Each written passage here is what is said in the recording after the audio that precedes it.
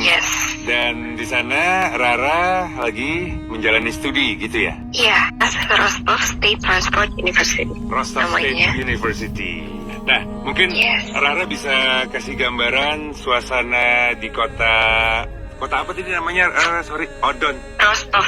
Rostov. Rostov aja nyebutnya. Rostov aja nyebut ya. Panjang ya. Oke, mungkin Rara bisa ngasih gambaran ke most people, ke pendengar kita, bagaimana suasana di kota Rostov saat ini. Jadi untuk ini kan udah berarti semingguan ya dari mulai berita panas-panas gitu. Tapi emang sejauh ini kehidupan dan aktivitas hari-hari itu masih berjalan seperti biasa juga. Jadi yang univ juga masih masuk terus, yang kerja juga masih masuk terus gitu. Jadi kayak nggak ada apa-apa gitu. Okay. Memang kita mendengar kadang ada suara pesawat, ada suara sirine, namun agak jauh gitu. Cuman nggak ada apa-apa yang benar-benar terjadi sih di sini. Okay. Selain kita menerima pengungsi dari namanya Donetsk People Republic. Jadi itu negara yang pokoknya kepala negaranya itu meminta agar warganya diungsikan ke kota aku gitu. Terus asrama aku yang aku tinggalin sekarang menerima pengungsi-pengungsi itu. Jadi di sini orang-orangnya pada kayak fokus untuk membantu menyediakan kehidupan, maksudnya menyiapkan hari-harinya mereka gitu. Misalnya makanan, pakaian gitu-gitu. Nah ini para pengungsi ini mulai berdatangan sejak hari keberapa invasi waktu itu? Tanggal 18 Februari kalau saya tidak salah. Kalau nggak salah tanggal 18 kemarin ya, mereka mulai berdatangan ke kota Rostov. Dan saat ini kan kalau misalnya waktu di Rostov saat ini kan menjelang jam 5 subuh ya, berarti ya? Iya, mungkin aktivitas berarti belum ada aktivitas dari para warga kan? Atau mulai sudah? Belum ya? Masih tidur. Masih pada tidur ya, maaf ya kita ganggu. Masih gelap, it's okay. Maaf juga suaranya masih tidur. Oh iya. Nah, tapi yang pasti yang kita mau tahu juga kan karena Rusia dapat sanksi dari Uni Eropa, dari negara-negara NATO juga. Nah, ini ada dampak seperti apa di sana, Rara? Ada dampaknya nggak? Ada dampaknya. Karena kalau dari sisi yang paling dekat sama kehidupan kita aja, misalnya untuk pembayaran perbankan yang link dengan visa atau international payments itu, kemarin teman-teman sempat ada yang mengalami gangguan gitu. Jadi misalnya nge-tap kartu nggak bisa atau narik duit nggak bisa.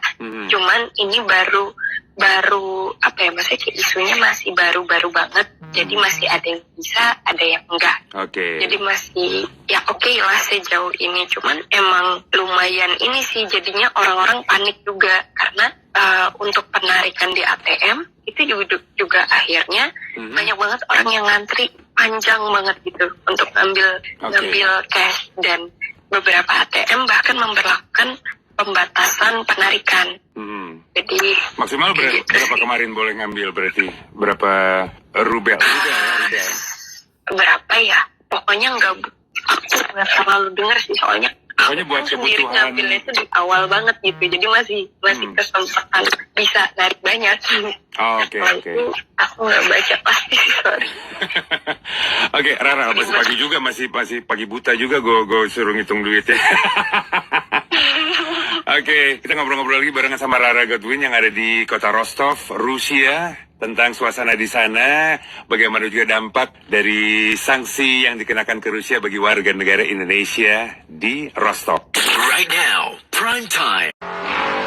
Most 105.8 delivering the most trending news. Masih barengan sama Angga pagi hari ini, kita ngobrol-ngobrol bersama Rara, salah satu warga negara Indonesia yang berada di kota Rostov, Rusia, untuk ngobrolin bagaimana dampak dari sanksi yang dikenakan kepada Rusia kepada warga negara Indonesia di sana. Rara nih di Rostov masih pagi banget, masih sekitar menjelang jam 5 pagi. Tadi sudah dijelaskan bagaimana kondisi. Kalau suasana sih masih berjalan normal. Memang sejak beberapa hari belakangan memang menerima pengungsi yang berasal dari Donetsk ya. Begitu Rara ya? Yes, betul. Nah, tempatnya Rara tinggal nih saat ini ada berapa warga dari Donetsk yang mengungsi? Oh, kalau pastinya kurang tahu, tapi mungkin satu lantai asrama isinya mereka gitu. Satu lantai asrama itu dihuni oleh pengungsi dari Donetsk saat ini. Nah, tapi ngomong-ngomong kalau tadi kan sudah dijelaskan dampaknya bahwa memang ini kan memang eranya era perang digital dan juga perang teknologi lah, karena yang tadi Rara ceritakan ATM beberapa ada yang tidak bisa digunakan gitu. Terus kemudian pengambilan uang juga dibatasi ya. Kalau sosmed dan lain-lain itu masih berfungsi? Oh iya, sosmed juga trouble Kak. Jadi semenjak tanggal 27, berarti 2 hari yang lalu, 2 hari yang kita lalu. koneksi Instagram, Twitter, Facebook, YouTube mulai melambat. Dan sampai hari ini, kalau misalnya mau connect ke situ bisa loading gitu, itu saya harus pakai VPN. Jadi udah nggak bisa, benar-benar lambat banget.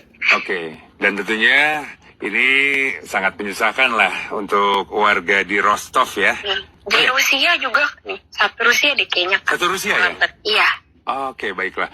Nah, terus kalau kondisi fisik kita dari ngomongin soal dunia digital, sekarang ke dunia yang nyata nih, toko-toko kondisinya bagaimana? Apakah masih normal atau seperti apa, Rara?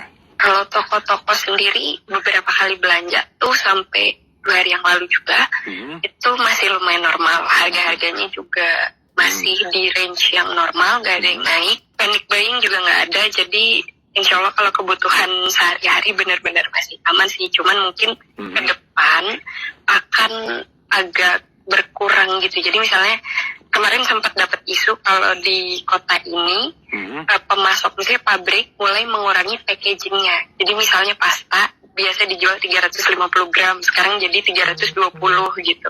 Kurangin dikit aja gramnya. Tapi harga yang sama. Ini yang terjadi ya beberapa hari belakangan ini, Rara ya. Untuk kalau yang lain transportasi misalnya masih aman? Ini juga baru kabarnya hari ini, kemarin maksudnya. Jadi transport bis di sini kan kayak angkotnya itu bis bakal nurunin harga tarif bisnya. Jadi yang biasanya 30 rubel atau sekitar 6.000 rupiah diturunin 6 rubel atau 1.200 lebih rendah jadi 24 rubel. Dan itu cuman berlaku kalau pakai kartu yang kayak visanya versi Rusia gitu. Jadi kan ada di pojok kanan bawah kartu tuh kan pakai GPN kah kalau di Indo atau Mastercard. Kalau ini di sini ada visanya namanya MIR. Rusia. Apa namanya? Ini bakal lebih murah. MIR, MIR. MIR. Iya. Oke. Nah, ini kalau misalnya kondisi kan tadi memang masih stabil, masih normal, tapi memang ada komunikasi dengan pihak KBRI yang ada di Moskow. Apakah ada rencana pemulangan? Ada ya? Kemarin malam juga baru kita habis diskusi Zoom meeting terbatas sama KBRI dan warga negara Indonesia yang tinggal di perbatasan. Pasti rencana untuk evakuasi itu ada, cuman menunggu hari hanya gitu. Jadi kayak kita melihat dulu perkembangan ke depan sejauh ini, karena masih laporannya dari semua kota yang ada di perbatasan ini normal saja. Kita masih diharapkan untuk tetap tenang namun tetap waspada. Jadi semisal worst case scenario bakal happen, pasti udah ada rencana yang udah disiapkan dari KBRI, cuman untuk saat ini belum. Ada informasi penting nih yang mau disampaikan Rara, boleh di-share untuk most people, Rara? Jadi berdasarkan yang saya lihat di Instagram, teman-teman WNI yang ada di Ukraine itu alhamdulillah sekarang udah semua diungsikan ke negara lain terdekat gitu, sama KBRI dan Kementerian Luar Negeri gitu. Di sana mereka itu terbagi ke 3 titik. Jadi ada 3 safe house yang ada di sana. 1 di Kiev, 2 di Kharkiv, 3 di Odessa. Nah, gelombang pertama yang diungsikan itu yang dari Odessa, karena daerahnya Odessa itu di Ukraine bagian selatan yang dekat banget sama Rumania. Jadi mereka duluan. Kemarin warga yang di Kiev itu udah mulai perjalanan juga, udah sampai Moldova. Jadi udah keluar dari Ukraine dan mereka melanjutkan perjalanan ke Rumania juga. Ke Rumania. Iya, jadi emang yang membantu terdekat itu dari KBRI Rumania. Kalau yang Terus dari bergerak, Kharkiv juga menyusul. kayaknya ada yang bergerak ke barat juga, ada yang ke Polandia juga mungkin. Ada informasinya? Kalau Polandia mungkin enggak sih Kak, soalnya Enggak ya? yang saya tahu sampai saat ini ke Rumania. Kalau Polandia mungkin nanti akan yang dari Belarus. Jadi malah dari Rusia lebih dekat ke Polandia. Belarus di namanya. Oh, oke. Cuman ya jangan sampai deh terjadi, jangan sampai dievakuasi juga gitu. Gitu. Karena kan kalau misalnya semua normal ya kita nggak usah ngungsi-ngungsi. Baiklah. Oke, thank you banget buat informasinya Rara. Thank you juga buat tadi ya laporan pandangan inilah mata tentang kondisi di kota Rostov saat ini ya. Kita berdoa sama-sama semoga warga negara Indonesia baik yang berada di Ukraine juga berada di Rusia semuanya dalam keadaan aman begitu ya. Terakhir mungkin bisa katakan sesuatu dalam bahasa Rusia. Saya pengen mendengar. Well, say something like saya baik-baik saja, doakan kita di sini juga baik-baik ya, kayak something like that lah. Terakhir. Хорошо. Окей. Привет всем. У меня все хорошо здесь. Ничего не надо бояться. Просто все нормально. И живу нормально здесь. Amen to that. Thank you Rara. Sehat-sehat terus ya. Mudah-mudahan aman, terkendali kondisinya. Oke, thank you sekali lagi untuk Semoga Rara. Angga juga. Ya, salam buat teman-teman warga negara Indonesia di Rostov. Bye-bye. Most 1058.